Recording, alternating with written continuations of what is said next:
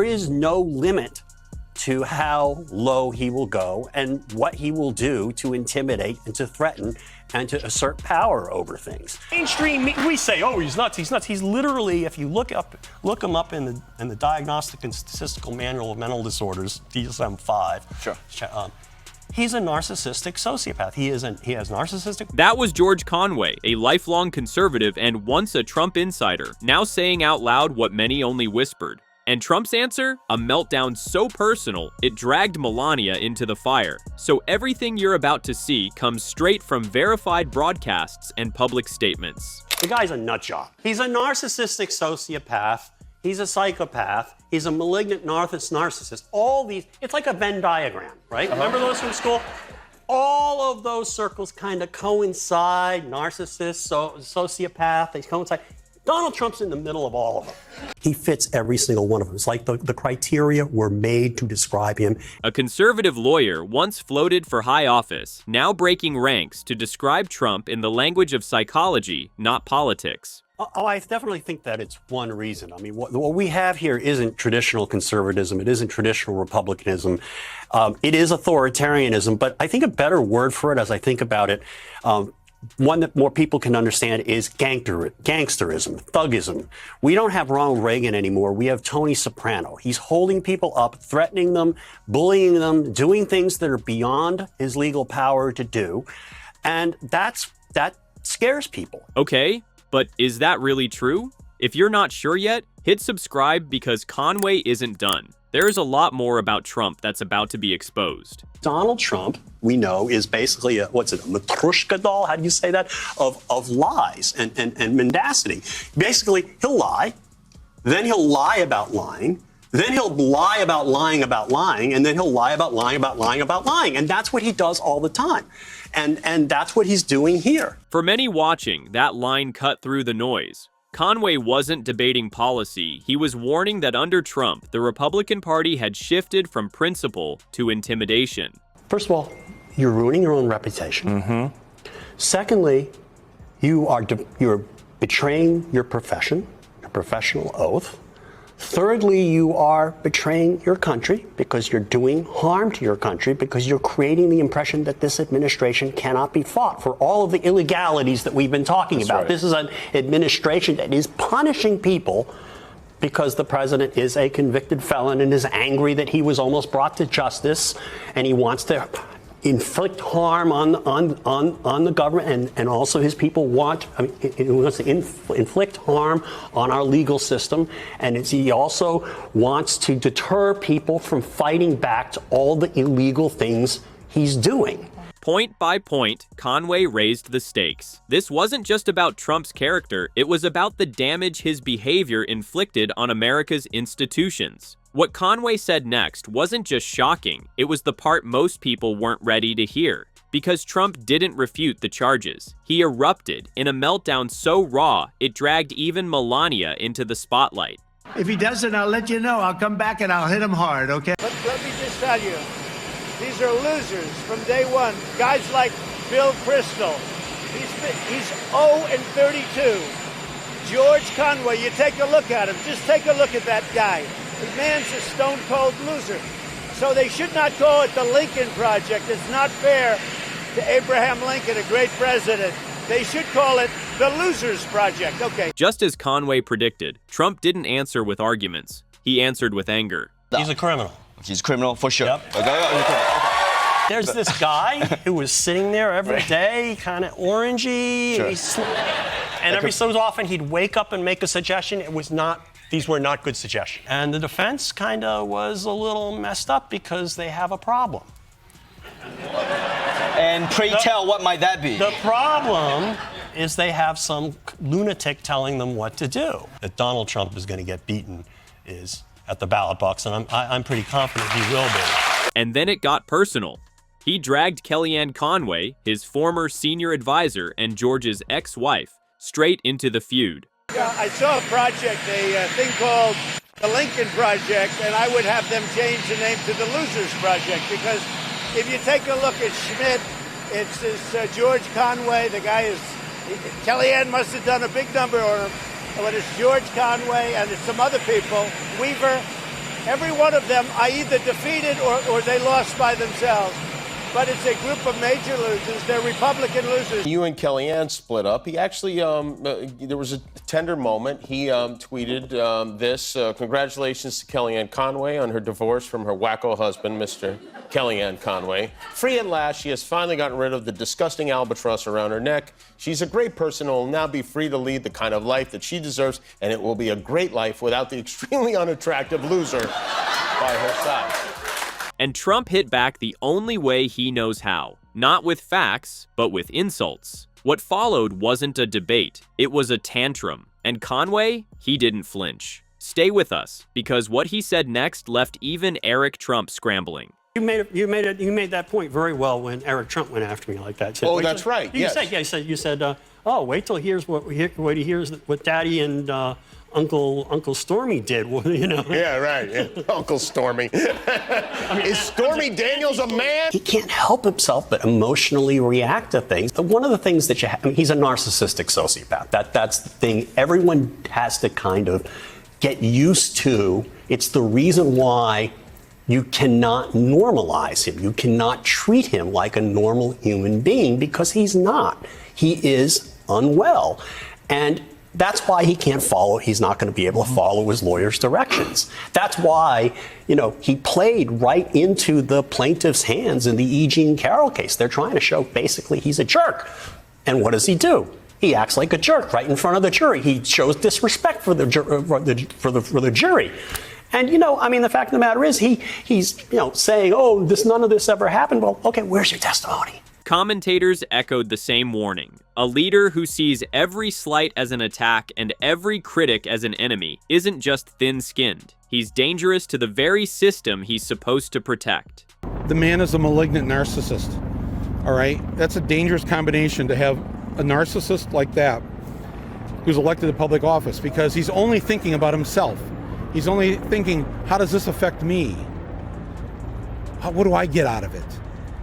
A politician who thinks like that, who has power, oftentimes will break the law, and I'm certain that's what will. Conway called it narcissistic rage, and Trump's tirades on stage and online looked like proof. So not only Conway's warnings about Trump as a predator didn't land in a vacuum. Here, we have Rosie O'Donnell. They connected directly to a long history of accusations from women who say they experienced it firsthand. I want to talk about how it feels to have this corrupt sexual predator be the leader of the free world. And if you were a child who grew up in the home with a male sexual predator, how unbelievably triggering this is, and how so many people are living with intense PTSD as a result of this man. I think part of the reason that all of these sexual abuse issues are coming out is because he was so blatantly dismissive of his sexual predation. Thank you. No, he'll do anything and everything to get what he wants, and women are of no value to him in his life or world. The only one who is, I think, is his daughter.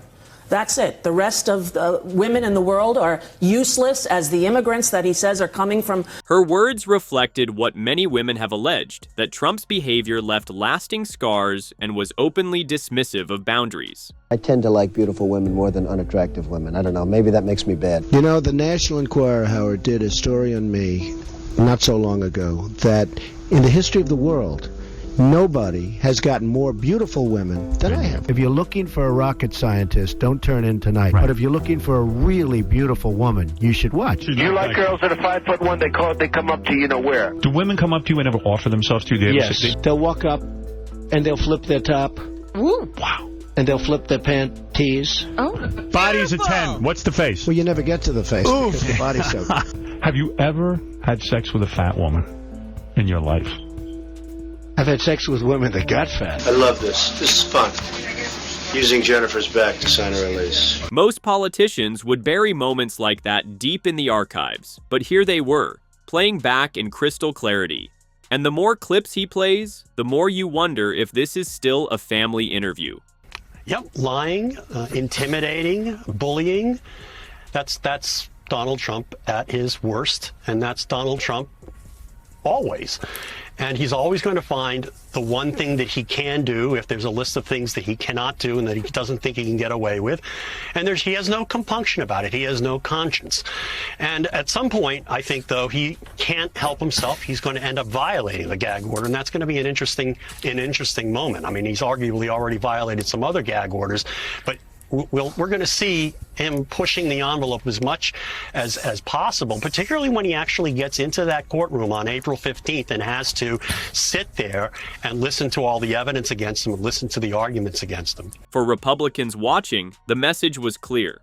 A leader who ignores limits and pushes boundaries doesn't just put himself at risk, he makes everyone around him complicit. Because he is a narcissistic sociopath, and he doesn't believe in anybody other than himself. He doesn't believe in the country. He doesn't believe in any of you.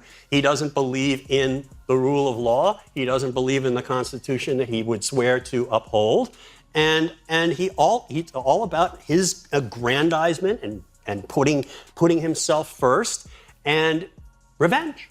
And that's what narcissistic sociopaths do. They seek revenge. That hunger for revenge created a chilling effect inside his party. Lawmakers saw what happened to critics and chose silence, fearing they'd be next. And I think what we saw with this tweet yesterday is that last final collapse of Donald Trump's mental state. I mean, you think about it, saying that those were like 50, 60, 70,000 people in the aggregate in five rallies in different states. Jonathan Chait put this, of New York Magazine, put it this way today. It's like, that's loopier than saying that the moon landings were staged, because there were tens of thousands of people were there. And there are hundreds of people taking photographs and videos. You know, to think that is crazy and to try to sell it to people is just as crazy. He's done. His brain is fried. And that's how fear hardens into loyalty. Not loyalty to a party or a country, but to one man, the very definition of a cult of personality. And when you capitulate to him, you are encouraging them to send more people to El Salvador, including potentially American citizens, because they want to create a system where everybody's too afraid to provide legal services to fight against the illegality. And one more thing here is, they're doing this because of money. So what kind of person breaks every rule, ignores every warning, and still feels no shame? Conway had an answer for that, and it only gets more disturbing from here. And Donald Trump has no moral conscience and no empathy. He does not care about anybody else other than Donald Trump, which is why in his first term he said, Article 2 lets me do whatever I want, Article 2 of the Constitution.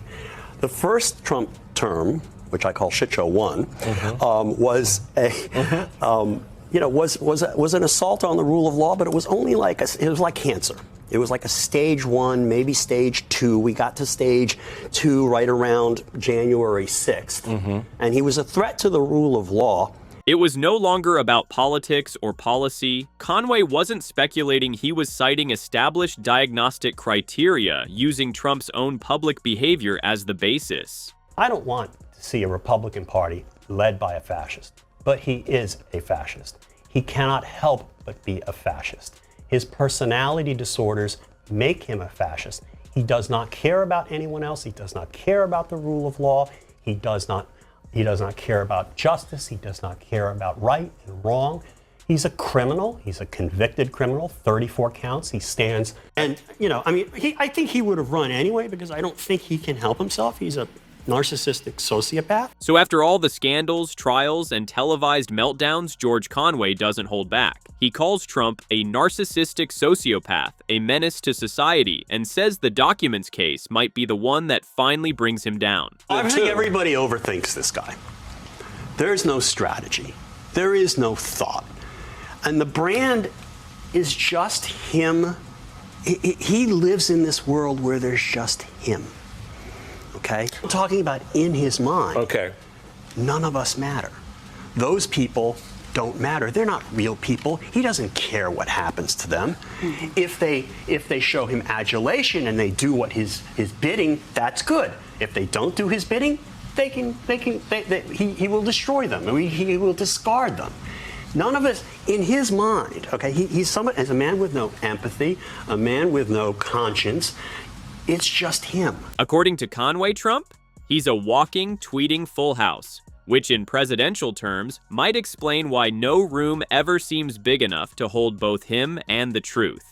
What we're seeing now is, as you put it, an implosion. And this, I believe, is what ultimately was always going to happen, the final implosion of Donald Trump. I mean, it's like Hitler, when Hitler was moving around divisions that didn't exist in the last 10 days of the war in the Führer bunker.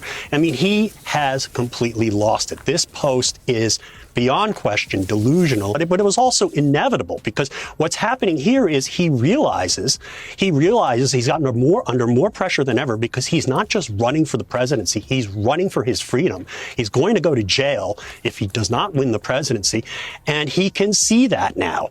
And that's why he's doubling down on the unreality. It's partly for self-soothing, partly it's just because he can't help it. He's a pathological liar, being a sociopath. Over the course of this chaotic saga, one thing became impossible to ignore. George Conway, once a quiet legal mind behind the scenes, has become one of the most vocal critics of Donald Trump, calling out what he sees as a pattern of deception, abuse of power, and psychological instability. From legal violations to personal betrayals, Conway laid bare not just the political danger, but the human cost. Whether you agree or not, the questions he raises about character, accountability, and the future of democracy deserve more than a headline. They deserve honest reflection. This video discusses publicly available commentary made by George Conway and others regarding Donald Trump's personal conduct. All content is based on verified public statements, televised interviews, and coverage from reputable news outlets. References to Melania Trump's reaction are drawn from public context and media reporting, not from speculation or private sources. This video complies fully with YouTube's community guidelines and fair use policy for the purpose of commentary and public interest. If you found this breakdown informative or worth reflecting on, feel free to subscribe for more fact-based coverage. Thanks for watching.